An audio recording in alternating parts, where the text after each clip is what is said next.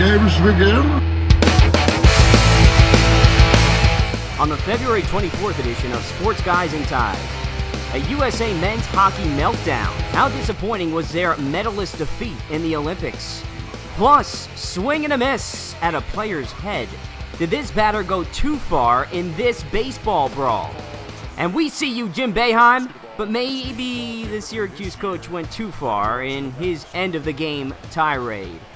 All right, you know what it is, Sports Guys in Ties. Show number 5, I'm Jason Kahn, along with Matt Galka, who is fighting a terrible cold today. But Matt, you are a warrior. I'm a gamer. You are here to play. Yeah. Should we start playing the Rocky music? Should we start that going? More of a fanfare for the common man. You are one to snatch victory from the jaws of defeat. Just when they think I'm down. Unlike Team USA. Yeah, I'm a better gamer than them right now. This is an easy headliner this week. And I need all of you to stop what you're doing The headliner and goes listen. to the Team USA meltdown against Canada in the semifinals, and then a 5-0 loss to Finland for the bronze medal. How disappointing was Team USA's semifinals and their bronze medal game for you, Matt? We'll start with the Canada game. That's about as dominating of a 1-0 loss you can take. I mean, it wasn't 1-0. People will say, oh, well, they only lost by 1 goal. But it wasn't even that close. I mean, Canada thoroughly routed them, even though they scored just 1 goal. You see a performance like that, and all the momentum from TJ Oshie, all the momentum from beating Russia. Nobody's talking about TJ Oshie not anymore. Where was he? Where was he? So all that momentum gets sucked out, and then you play Finland, and then you get really routed with 89-year-old Teemu Selanne, who's scoring goals on you. It was very disappointing to watch, and especially because 4 years ago, we should have, we could have beat Canada right. in the gold medal game. That's why it was so disappointing. Yes. And Team USA, I mean, they haven't won a gold. Well, I guess it was the first gold for Canada outside of North America in 20 years. But Team USA looking for their own gold medal, which they haven't won in a long time. I believe that since the Miracle on Ice in 1980. Do you That's believe? incredible. Here's the thing. Here's the stat that gets me. They scored 19 goals leading up to that game against Canada. 19 goals, and they can't score a single goal against the Canadians? Not when it counted. That's amazing. They looked like they were a hot team, but then it kind of makes you wonder how good the other teams were. I mean, Russia obviously wasn't that good this year. They didn't get into any of the medal rounds. Their qualifying games, they looked good, and they just fizzled out. When they played better competition, they just fizzled out. I will say this to everyone.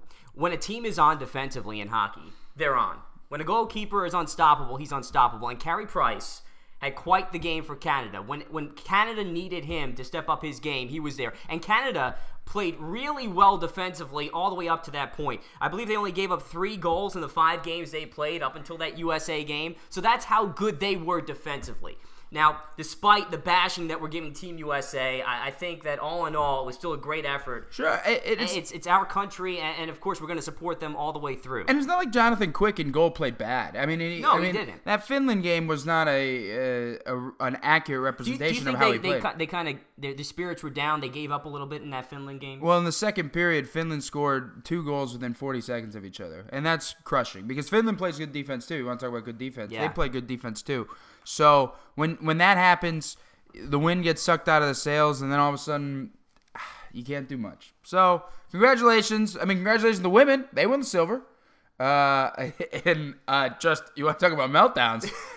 With the last 3 minutes, they lose to Canada too. So another 4 years, we'll come back hopefully better and better than ever. But they'll never take our freedom!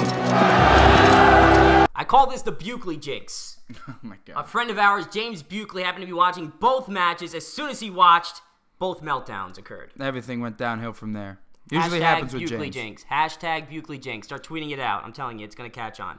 Now, another end of the game meltdown goes to your boy, Jim Boeheim. That was the play. That was the game. That was the game decider right there.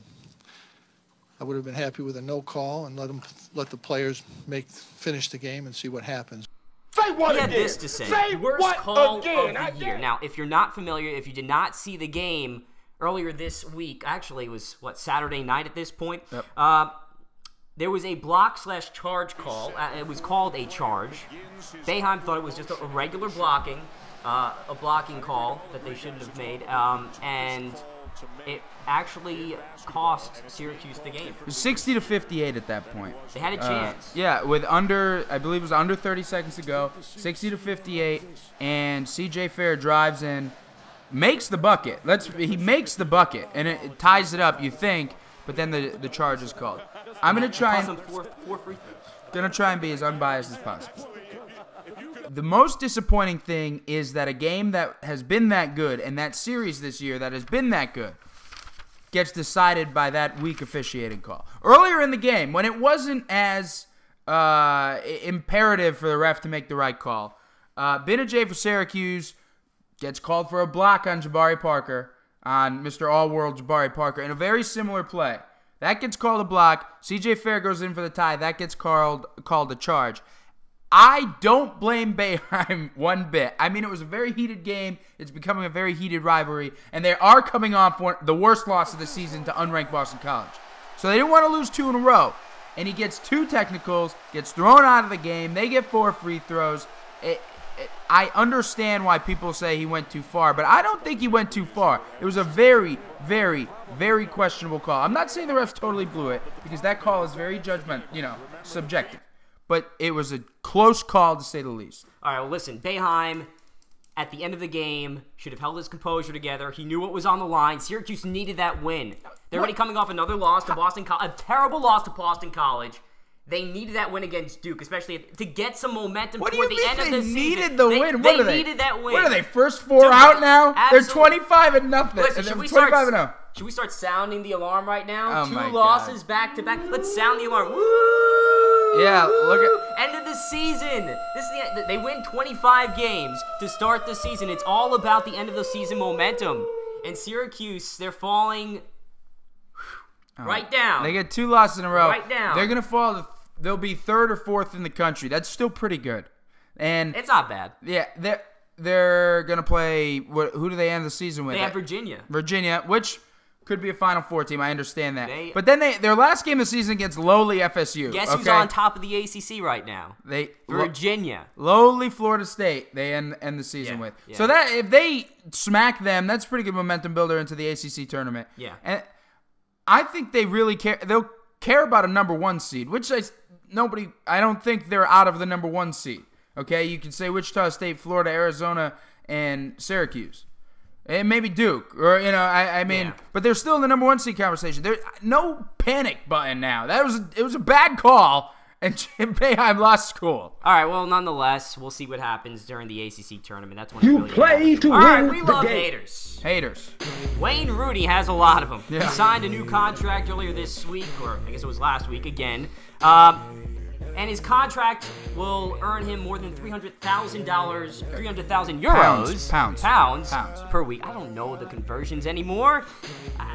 We're in America here. Anyway, he makes over 300,000 pounds per week. So he plays a game for Manchester United, which is the team he signed a contract with, against Crystal Palace, and their fans pegged him with coins. How do you like those haters, man?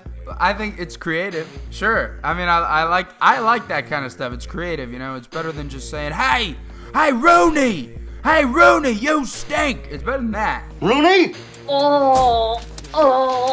Rooney, calm down. So, 300,000 pounds per week is about $800,000 American, I think. I think it's almost 1 to 1.5. It's absurd. Yeah, that's per week. That's a lot of money. You buy a lot of things with that. That's like, but he's one of the best strikers in the world, and soccer's huge, bigger outside of America, and pay the man and all that kind of thing. I like the taunt. I like the coins.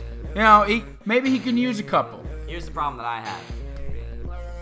They're giving him more money. Why are you tossing more money at him? He's making more money by you tossing more coins at him. That's my problem. Listen, if you want to hurt his reputation, defame his character, Go on Twitter and bash him. Oh my gosh. Go ahead. Bash him all you want. They paid to go to the game. They can toss the coins. I love it. Yeah, they're paying to go to the games. They're also paying him to be on the field, apparently. But you know who's laughing all the way to the bank? Wayne Rooney. Wayne Rooney. Doing just fine. And not only that, he laughed during the game when he scored a goal. Yeah. 2-0 Manchester United. All right, let's move on. Icon of the week is Michaela Shiffrin. Now, you probably have no idea why that name rings a bell. Because Michaela is the youngest ever to win women's slalom. The American wins the women's slalom. This is her quote, Matt. I'm not really sure this is reality right now. You can visualize this in your head, and you can mentally prepare, and you can make the moment happen and create your miracle. But when it does happen, it's hard to put into words how incredible it is. This is an 18-year-old. Are you impressed with her accomplishment? You know how much I follow the women's slalom. Oh, yeah. You know that... You love the biathlon. Yeah, the slalom. I follow them. I'm reading the magazines. Religiously. The daily reports. I actually was able to see her slalom. I was able to see her post-game or post thing. I got you. And I was impressed because when you're 18, and we're not that far away from 18. Nope. But we're older than 18. When you're 18 and you do something this big and you get interviewed, she still had the aw shucks, wow, gee kind of quality that I like. And she was humble. And I remember the interviewer said, "How is this going to feel to share with your parents?" And she said, "Well, I haven't gotten the medal yet. I hope they still have some left for me." So, it's that kind of thing that's really cool. It's really cool to see an 18-year-old do this. And I think for Team USA, she has at least 2 more Olympics left in her. So she can win more medals. So good for her. I mean, represent younger generation. The first American to win in 42 years. The last person to do that in that event was Barbara Ann Cochran. That was in 1972. So pretty impressive stuff. So I'm with you. That's what really matters. The fact that she's going to be there for at least another 2 Olympics. At least. And it really helps Team USA, a bright future for her. Probably another 3 Olympics. All right. Something not so bright. And are you serious? Are you serious? A baseball brawl breaks out in the Cuban League. Villa Clara versus Matanzas. Villa Clara pitcher Freddy Alvarez hits 2 in the 7th, and that's when it happens. Demis Valdez charges the mound and swing. You're seeing this video right now. He swings his bat. I love it. Right at the pitcher's. Go I ahead, actually don't. Go. Okay, I don't love it. Okay. I mean, really? You know how really? You know how big of a Matanzas fan I am. Oh, huge. The biggest. I mean, I've been in your room, and that's all I see. This hanging this out. guy's coming out swinging, looking to kill someone. Not hurt, but he's looking to kill. Okay? And we can laugh it off now. At least if he's going to do that, at least give the pitcher a bat so they can make it a fair fight. Right, some sort of American Gladiators thing. I mean, look, this is bottom line, okay, from a human decency standpoint. This is scary. Okay? I mean, the bat is a weapon, just like the pitch is a weapon. I mean, the guy can hurt people throwing 90 at their head, but the batter can hurt people swinging for the fences at the pitcher's head. So it's a scary thing. I don't know what the punishment is like in the Cuban League. Maybe he's back out there today swinging away. I don't know. But it's funny now, but imagine if he connected with the guy's head. What is this guy thinking? I'm with you. Again, I agree with you on this. What is he thinking? I mean, I understand, like you said, you could throw a ball 90 to 100 miles per hour at someone's head, but hopefully that's not intentional. Right. When he charged the mound, his swing was intentional. He wanted to connect with his bat to the head, and that could have killed him. Yeah, it could have killed him. Now, this kind of brings up memories of Izzy Alcantara. Again, another name you probably wonder, well, where have I heard that before? A minor league player who almost got hit, kicks the catcher behind him, and then charges the mound. Except he didn't use his bat as a weapon. He just charged the mound. He left his bat back there. That was another creative way to get out there. There's so many great brawls. He was on the offense. Right. I just would not condone bringing your bat to the mound. If you're going to charge the mound, do it without a bat, without a weapon. Yeah. Go back to Ryan and Ventura. When Ryan put Ventura in the headlock and started pounding away with the fist, like men. I'm all for a brawl, a good brawl once in a while. As long as you don't use weapons, use your bare hands. Let's go back to the hockey rules here, people. I like the hockey. May the best man win. Absolutely. Rapid fire time. All right, we're going to try to do this in 2 minutes. Let the clock start right now. Yankees bashing week. Have you heard about it? Well, first it was Yu Darvish on Masahiro Tanaka saying the deal was ridiculous. And then Kevin Long, the Yankees hitting coach, ripping former Yankee Robinson Cano, who now is with the Seattle Mariners. What does that mean? Yu Darvish isn't broke, by the way. I mean, he made a deal. Yeah, he made a pretty good deal, too. So why don't you stay out of this, Yu? Look... As a Yankee fan, I mean, we've all talked about Cano dogging it toward grounders. It's hard to get hurt when you don't run, okay? But here's why I don't have a problem with Cano dogging it, is because his average is over 300. Right, but defensively he was also pretty smooth too. It just, there's obviously ill will now that he's gone. All right, let's go next. All right, second question. Ray Rice, after the video surfaced of this weird situation with an unconscious fiance, should he be allowed back in the NFL? Absolutely not. Absolutely not. And I don't think Roger Goodell likes this either. This taints the NFL image. I don't care how many yards he runs for. To do stuff off the field that will ruin the NFL's reputation is putting the NFL's reputation on the line. I think that is a terrible role model for up-and-coming NFL players. But you're talking like he hasn't let other people who have done other crimes back into the league. Well, I think it's a new era. Let's start it now. The $44 million era. Yeah. Well, all right, moving on. Ronda Rousey just kicking the crap out of people. What would I do against Ronda Rousey? If she wanted to fight me, if I met her in an alley, what would I do? She knocked down her opponent by kicking her in the kidney. Just crumbled to the ground in the first round. 2 minutes. Yeah, see you later. I mentioned this to you before. Ronda Rousey is the equivalent of women's basketball. Absolutely no parity right now in the UFC. In the women's division, there's no parity in women's basketball. The best team in women's basketball is by far the best team. Ronda Rousey is by far the best fighter right now. The other fighters do better. That's my advice. All right, moving on. And the last question for me. Number four, NASCAR season. Daytona 500. Another season of good old turning left. Do you care? Nope. Not one bit. Do you? I kind of do. I mean, Dale Jr. Is he gonna get it done? But I used to. I mean, it's tough to watch a full race. I appreciate what they do. I mean, it's death-defying and all that kind of thing. But all right, moving on. NFL Combine. Do you have any stock in it?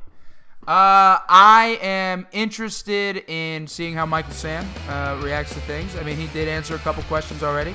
But the Combine is for draft nerds. I'll put the faith in my team drafting the right people. I don't care really too much about it. I don't put any stock in it. I mean, why would I care about a punter or an offensive lineman running a 40? When is that going to be relevant in their careers? Never. Quick lineman. All right, that's a 2 minute drill rapid fire. Do want to bring up a couple of other things. LeBron James, who had a bloody nose, go for it. Gonna wear the Bane mask. Bane James, that'd be awesome. Gonna be cool. Also, gotta give a shout out to Grant Balfour, who pulled up in his at the Tampa Bay Rays training facility with a truck-like bus. That is awesome. Good for you, Grant Balfour. All right, well, you know what? Another great edition of the Sports Guys and Ties. Good one. Again, you can watch this every single Monday. We post a new show. Make sure to join us next week. But instead of saying goodbye, say see you next week. And one last thing, keep it real.